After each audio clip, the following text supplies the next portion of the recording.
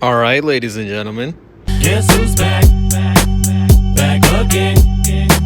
That's right. It's your boy G4 Stemp back at it again with another episode of the Dank NASCAR download. But this time, we're doing stuff a bit differently. So first off, I'd like to apologize for not uploading the past, God knows how many months it's been. It's probably been maybe 2.5 months only. But I don't know. For me, it feels like forever. There's a special reason why I haven't been uploading. It's because I've been at a special place. So, long story short, there's a bunch of reasons why I am not in the beautiful city of New York, and not in the United States of America either. So it's mostly because of an internship for the branch of a certain ag tech company that my family owns in this exact area. To my grandparents who own this exact branch of it, and to maybe get more scholarship opportunities for college next year. Mainly those two reasons, along with other few, has brought me to the Middle East.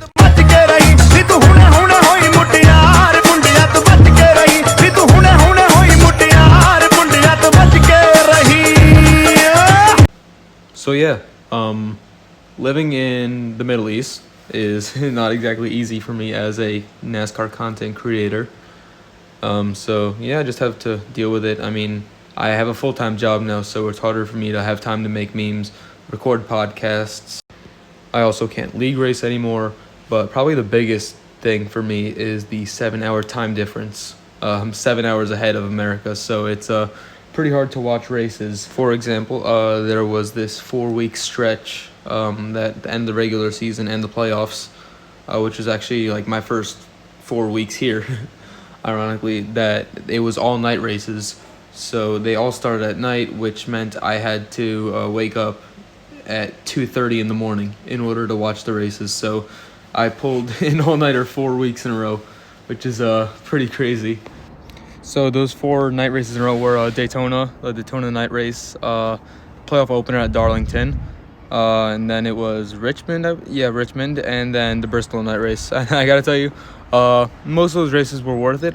Richmond got a little boring towards the end, but Daytona, it's always worth it when you're watching Daytona. Darlington, my favorite driver, Denny Hamlin, got his first win of the season. Only took him 26 races to do it. 27, my bad. But hey, better late than never. And I was partying at 5 in the morning in my grandparents' kitchen. I literally went outside on the porch and yelled, "Let's go!" at 5 in the morning while the sun was rising in Israel. So, oh yeah, by the way, I'm in Israel. If I didn't mention that, I'm specifically in Israel. That's where I am in the Middle East. So, if anybody who's listening to the podcast in Israel, which is highly unlikely, heard somebody screaming at 5 in the morning, on the morning of / night of Darlington, yeah, sorry about that. And who could forget Bristol with Kevin Harvick and Chase Elliott, Kyle Larson winning that race. But the Harvick-Elliott feud was the biggest thing. I mean, that is just something you love to see. We haven't seen a proper rivalry like this in a long time. I mean, it's been I wouldn't consider the Hamlin-Logano thing a long-term thing. I'd say Hamlin and Chase Elliott in 2017, we haven't seen something like that. Like the Harvick-Chase Elliott rivalry since Hamlin and Elliott in 2017, where one person ruined another person's chance of winning, and they got him back a few weeks later. Unfortunately, Harvick didn't exactly do the same job as Chase Elliott did at Phoenix. Harvick tried taking out Chase at the Roval, but ended up just killing himself instead, and Chase went on to finish the race because his damage wasn't that significant, probably due to the fact that it was a road course. Maybe if it was a speedway, the damage would have been enough to finish it, but it was a road course, and you can kind of ride around without a back bumper at a road course. Aero isn't that significant. So Chase Elliott moves on, Kevin Harvick's out. Feud seems to be over, but hey, look, you never know. Coming up to Martinsville this week, we saw what Kevin Harvick was willing to do at Martinsville last year. He was 1 point out. Tried taking out Kyle Busch in order to move up that one spot so he would win the tiebreaker with Denny Hamlin and make his way to the championship 4. And we honestly could have said that maybe he would have won the championship 4 if he was there. But he ended up wrecking himself along with Kyle Busch. Kyle Busch actually ended up finishing the race.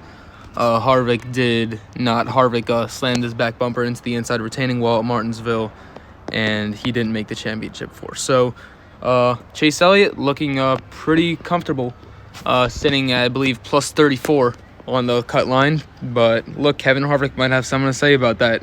And just going into the topic of who's comfortable, who should be worried, who shouldn't be worried, going into the penultimate round at Martinsville. I mean, you got to look at Chase Elliott. He's plus 34. Somebody told me that he mathematically just needs 10 stage points in order to lock himself in, which sounds about right. I mean, plus 34. Denny Hamlin's also plus 30, so he doesn't really have to worry about, like, him and Hamlin shouldn't really need to worry. Denny Hamlin needs to be a little bit more cautious. I mean, I think he's plus 31 or plus 32. But Chase Elliott just needs to have a clean race. Kevin Harvick could come into play with that. I don't believe Harvick's going to wreck him back. He already tried and he missed. So I'd say you get one chance, you fuck it up, and you're done. So I don't think Kevin Harvick should really be a factor against Chase Elliott. Chase Elliott already won this race last year. He should have good speed. Hendrick has been, I don't know about Hendrick in general, but Chase Elliott, pretty solid short track racer. He won Martinsville last year, as I just mentioned, so he just needs to have a clean race. Even like a top 20 finish should be enough for him to make it into the championship for, so I think he's pretty comfortable in terms of that. And kind of a similar case with Denny Hamlin as well. Denny Hamlin's plus 31 or 32. I'm not sure. I'm too lazy to look at the actual standings on NASCAR app right now, but he's also pretty comfortable. He's plus 30. Even if somebody wins and, like, moves up a spot, he's still, like, plus 30 over. I believe it's Truex who has the last spot as of right now. Truex or Kyle Busch. Truex and Kyle Busch are really close. So if Chase Elliott or Denny Hamlin win the race, which is very possible. Chase Elliott was last year's Martinsville winner.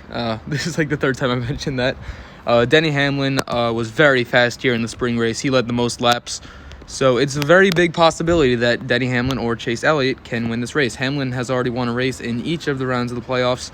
It only seems fitting that he would win here as well. Maybe get his sixth Martinsville win, which is pretty incredible to talk about. He has 5 career wins at Martinsville. He's definitely a favorite. He's always in contention when you see the Cup Series go to Martinsville. So unless Denny Hamlin, like, majorly fucks up or, like, gets in a wreck or earns no stage points, then he should be fine. All he needs is a clean run, maybe bag a few stage points, finish top 20. He should be good. And, of course, you can't forget about Kyle Larson, who's already locked in. Kyle Larson, luckily, he does not need to worry about Martinsville. He has time to prepare for Phoenix. He's not the best short track racer. We all know that. Kyle Larson, short tracks are not exactly his specialty. I mean, you got to think of Richmond maybe as probably one of his only good short tracks. I mean, he was up front at Martinsville earlier this year, but his 2017 win at Richmond, I mean, that kind of came because of the Hamlin-Truex incident. And he led laps at Richmond this year as well. So Richmond, he's fine, but Phoenix, Martinsville, those flat banking short tracks, he's never been necessarily good at those tracks. That's the thing. So Kyle Larson, luckily, he doesn't need to worry about Martinsville with those 2 wins. He's got a lot of momentum. I think he and his team will basically spend their time preparing on the car for Phoenix, which is probably going to be the primary concern for him, considering Larson's history at Phoenix is not exactly as good as they are at some of the other tracks on the NASCAR schedule. And just to touch on the topic of Kyle Larson's momentum, just a couple weeks ago, it seemed, before the round of 8, we thought maybe they were starting to fade. We maybe thought Hendrick Motorsports was slowing down after their strong start in the middle of the season during the summer. I think it was ever since his win at Watkins Glen, Kyle Larson only won one time, and that was Bristol. I mean, after that, we saw different people win. We saw Ryan Blaney win 2 races in a row. We saw Denny Hamlin and the Gibbs Toyota start to win. We started seeing them get stronger on some of the intermediate tracks. Bristol, I mean, Kyle Larson wasn't in position to win Bristol, really. I mean, he had one of the fast cars all day, but towards the end, it was mainly Chase Elliott and Kevin Harvick who were the fastest 2 cars on the track. Larson and Hamlin had kind of screwed each other over, battling for the lead, had a bit of damage, which slowed them down a bit. But only because of Harvick and Elliott wrecking did Larson get that win at Bristol. Actually, I don't really want to say that only because of that, but I mean, it definitely helped him get the win at Bristol. I thought he would have been third had Harvick and Elliott raced each other cleanly. Then in the round of 12, we had Denny Hamlin win the opening race at Las Vegas, beat Larson on an intermediate track, which we hadn't seen much of that all year. except for out of some of the Gibbs Toyotas. Kyle Busch beat them at Kansas earlier that year. But most of the intermediate tracks were dominated by Hendrick Motorsports. And then later in that race, the third stage, I mean, we saw Kyle Larson and William Byron battle it out front in stage 1 and 2. But then stage 3 was completely owned by Denny Hamlin. I mean, he was the dominant car late in the race after Larson and Byron had screwed each other over and gotten dirty air because of that tire strategy. And then the following week at Talladega, I mean, we all know that super speedways like Talladega and Daytona are not Kyle Larson's strong suit. Does not have a win on a super speedway yet in NASCAR, despite, I believe it's got to be at least 30 tries that he's had. He's a rookie since 2014. It's got to be at least 30 races at Daytona and Talladega that he hasn't had a win. He came close at the Daytona 500 in 2017. But that's about all I could think of really when it comes to his super speedway success. He just constantly seems to get caught up in wrecks and stuff. It's not his strong suit. He got caught up in a wreck early. We saw another Toyota win a race, this time coming from Bubba Wallace. I'm not going to elaborate on that, about how happy I was about that first win. You could just look at my page on Instagram or Twitter to see how happy I was about that. I'm sure the words speak for themselves about my joy of Bubba Wallace winning his first ever Cup race. Even though it was rain shortened, I still believe he somewhat earned that win because, I mean, look, you got to be out front when the rain comes out in order to win the race. I mean, yeah, you can argue that some of the races people only got out because of strategy or because of the entire field wrecking. Justin Haley's rain win at Daytona in 2019. That was only because of a lightning strike 5 miles away. It wasn't even raining at that point. NASCAR said that they were going to have one to go. Kurt Busch was the leader at the time. Because NASCAR said they had one to go, Kurt pitted, and Justin Haley decided to stay out. And somehow, someway, because it's Justin Haley and he is the luckiest man on planet Earth, a lightning bolt managed to come out of nowhere, even though the storm cell wasn't even supposed to come to the track until 15-20 minutes later, and Justin Haley won. Eric Almirola's rain-shortened win in 2014. I mean, literally, I think it was a 25-car wreck that he got through. I mean, look, props to him for getting through. But, I mean, look, there weren't a lot of cars left in the race, but he somewhat deserved that win, I guess. Eric Almirola, also an extremely lucky driver when it comes to thinking of his wins. But, look, you look at Chris Buescher's fog win at Pocono in 2016. The spotters all saw fog coming. It was the time of green flag pit stops. There was light fog coming. Whoever the crew chief was on the 34 at that time, I'm not sure who it was, but he's a big brain. He decided to take a gamble. He saw the fog that kept rolling in continuously, and he stayed out. That's a good call by the crew chief. Bubba Wallace's win in 2020 at Talladega. What's it called? He literally raced his way from 20th to 1st. That restart with I think it was 15 laps before that wreck with Ryan Preece and all that. I think it was 15 laps before that they restarted. Within 10 laps, Bubba Wallace made his way from 20th to 1st. He moved up into the third lane, created his own lane, sliced and diced his way through. I'm just mixing up my words here. But he got to the front on pure skill, and he had to defend Brad Keselowski and Joey Logano, who we know are two of the most aggressive plate racers in the business. Defended them off for 5 laps while everybody knew the rain was coming. William Byron's spotter was even counting him down to how many laps before the rain was projected to come. Everybody knew it was coming, so I'd say it wasn't exactly a Mickey Mouse win. But yeah, I just went off on tangents there. Anyways, Toyota wins 2 weeks in a row. They win at Las Vegas and then at Talladega. That's only one race won by Kyle Larson in 10 races. It's kind of weird to say that one win in 10 races is kind of slowing down for Kyle Larson just because of how dominant he's been this year. But look, it was a bit of a slow stretch for him. We thought maybe the Hendrick magic was wearing off and that Gibbs and Penske were catching up. But the past couple weeks, he's proved us wrong. 3 race wins in a row. Charlotte Roval, Kansas Speedway. I forgot, Texas was before Kansas, but then he also won at Kansas too. Which is really true show of how dominant Kyle Larson has been on the intermediate tracks. He was pretty much unstoppable, really.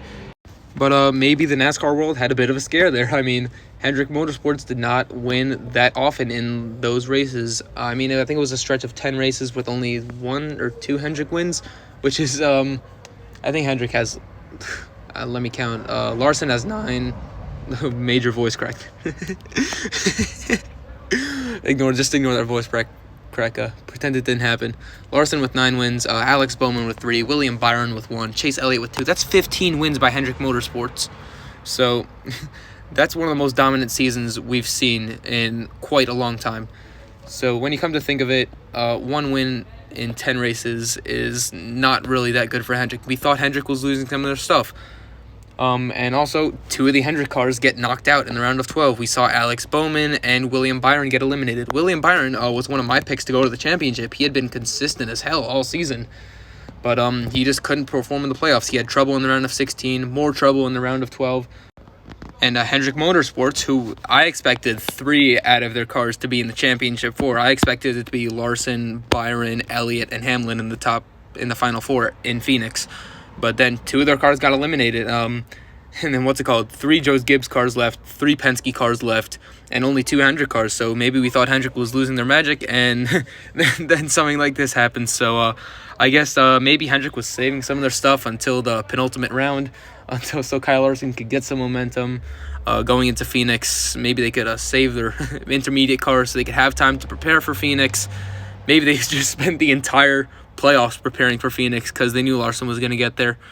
But Hendrick gave us a bit of a scare there.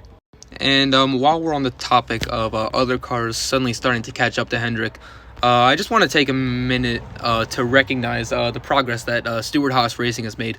They have been garbage all season. They have not been good at all. Richard Childress Racing has been better than them. 2311 Racing has been almost better than them, except for Harvick, because, Harvick is quite obviously one of the most talented, most experienced drivers in the field. He's obviously going to get every single inch of perfection he can get out of that Stewart-Haas Racing car. So he put it in the top 10 in the standings. He was able to almost contend for race wins. He wasn't really able to contend early in the season, but then late in the season we started seeing him run the top 5. In the playoffs, we've seen him almost be able to win. But just a minute to recognize the progress that SHR has made. Maybe a silver lining to what is quite possibly their worst season in the past 10 years. I'd say it's definitely one of the worst seasons in the past 10 years. 2011, they won a championship. 2012, 2013, 2014, they've won multiple races. 2014, they won a championship as well. So it's safe to say that 2021 has quite possibly been their worst season, maybe ever, since their start in 2009. But, you can't really excuse them for a start in 2009. That was their first year as a team. So, first year blues, as we can see with literally every new team that's been into existence. But they've put a bit of a silver lining to it. These past few races, in the playoffs, we've seen Kevin Harvick contend for race wins, which we did not see in the regular season that much. Eric Almirola, that was like a one race which I don't think anybody expected to come out of the SHR camp, and Eric Almirola in particular. But we've seen Kevin Harvick contend for race wins. He's been running top 5, top 10. We've seen Chase Briscoe pop in and out of the top 10. He was in top 10 at Texas before that whole incident with Denny Hamlin. He's a good road course racer. We saw him somewhere up there at the Charlotte Roval. Chase Briscoe's been a bit of a surprise this season. Probably been the second best Stewart-Haas Racing driver this season, behind Kevin Harvick. I'd put him above Almirola just because of, he's been progressively better. Almirola's just been inconsistent all year long. Except for that one win, he hasn't really done much. I'm being completely honest here. He has done almost nothing. I think when you're putting it in non-playoff standings, I believe he's 24th. I think Briscoe moved up from 25th to 22nd or something. So Briscoe's been progressively better. We've seen him pop up in the top 10. Kevin Harvick is Kevin Harvick. He manages to get the best out of every single race car that he drives. Even if the car is a 15th place car, he could still wheel it inside the top 5, top 10. So maybe a bit of a silver lining to Stewart-Haas' season. So on to the next topic, which is the last spot in the championship 4. We all know that going into Martinsville, whoever wins it and is below the cut line can automatically lock themselves in. We saw it with Chase Elliott last year. We've seen it before in previous years where a driver has come up in the clutch in order to win. We saw it when Phoenix was the penultimate race in 2019 when Denny Hamlin came up with a clutch win at Phoenix when he couldn't physically make it past Joey Logano in points, so he had to win the race in order to lock himself in. And then Chase Elliott, he was pretty far behind coming into the race. He had to win in order to make it, and he did exactly that. So any of those drivers below could win. And we've seen Brad Keselowski win at Martinsville in 2019. He's currently sitting a surprising -6 below the cut line. I remember late in the race at Kansas, he was like, what's it called, like -30 something. But because of all the playoff drivers who had trouble at Kansas, we saw Martin Truex Jr. have trouble. We saw Kyle Busch have trouble, Joey Logano, Ryan Blaney, and Brad Keselowski. That's 5 playoff drivers that all had some sort of setback at Kansas Speedway. So maybe even though they were having such bad races, since they all had bad races together, it kind of bunched them up in points. So Kyle Busch is currently +1 on the cut line. Martin Truex Jr. -3, Ryan Blaney -1, Brad Keselowski only -6, and Joey Logano -26, the farthest down. So, I mean, let's look at who can get into that final spot. I already mentioned before that Chase Elliott and Denny Hamlin look pretty comfortable. They just need to have clean races in order to get themselves in. Kyle Larson already has a spot locked up. So it looks like 3 out of those 4 spots in the championship 4 are pretty much taken. So there's 1 spot left, 5 drivers, all of them who can win it. Ryan Blaney, we know he's been incredibly fast at Martinsville all throughout his career. I remember one race with the Wood brothers in 2017. I mean, he was flying around Martinsville. He was passing cars left and right. He's led laps there before. He's come close to a win. We know Ryan Blaney can get it done from -1 below the cut line.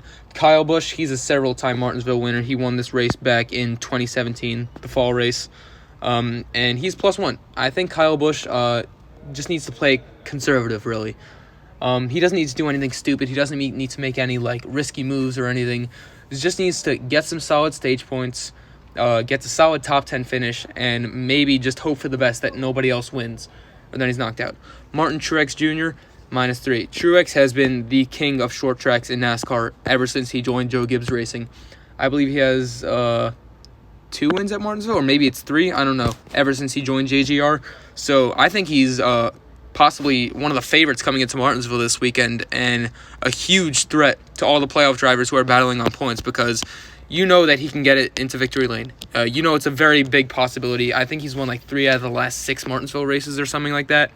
So he's been very dominant, especially with this new aero package. Ever since he joined JGR, that's 3 wins, I believe. It was 2020, 2019, and he won the race earlier this year in 2021. Yeah, that's 3 wins for Martin Truex Jr. in Martinsville, so the name.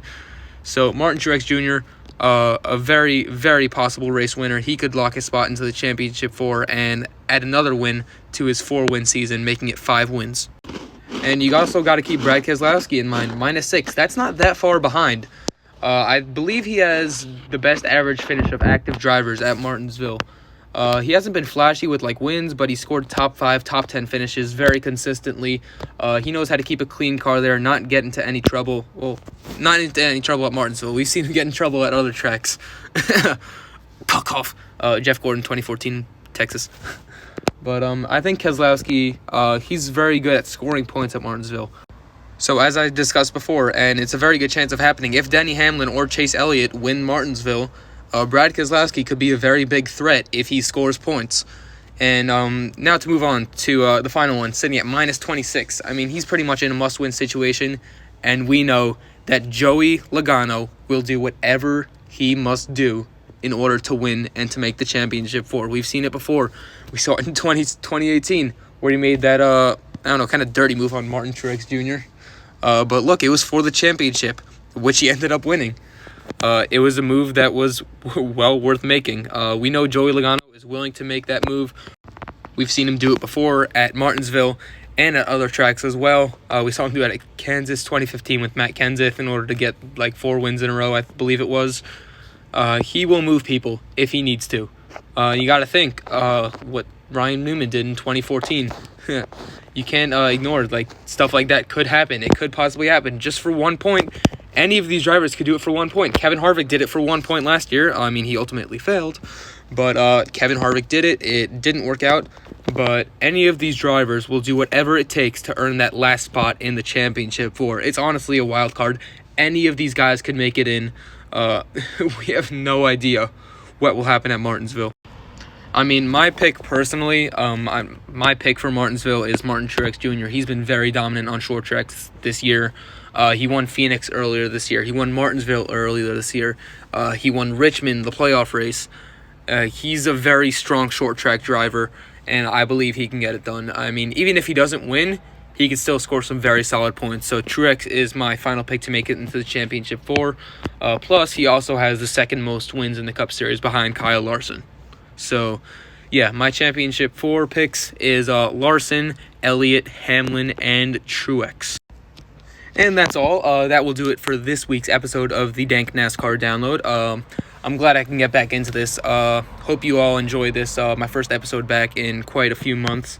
So if you enjoy, like, comment, subscribe to my YouTube channel, subscribe to me on Spotify, hit that notification button so you can be alerted when new episodes come out and when new videos come out on my YouTube channel. And I wish everybody the best, and we'll see what happens at Martinsville.